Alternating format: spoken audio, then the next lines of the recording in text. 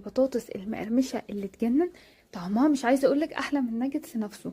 بجد طعمها في منتهى الجمال واللذاذه. مكوناتها بسيطه جدا جدا جدا، وهتديكي كده حاجه يعني حلوه وجديده كده وقرمشه خطيره. الولاد هيعشقوها والكبار كمان.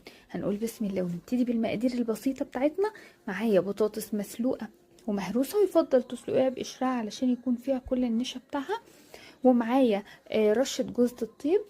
ومعايا بقى نص كوباية من النشا. معايا جبنة مبشورة. ومعايا معلقة من البيكنج باودر. وهقلب بقى الكلام الحلو ده. وعاوزة اقولك بقى ان جوز الطيب والزعتر بيدوها طعم، يعني بيودوها في حتة تانية خالص. وكمان انت ممكن تضيفي عليها بقدونس مفروم او كزبرة مفرومة براحتك، النكهة اللي بتفضليها. ممكن تستغني لو مش حابة. وبعدين بقى هنبتدي كده. انا عملتها رول كده رفيع. وابتديت بقى ان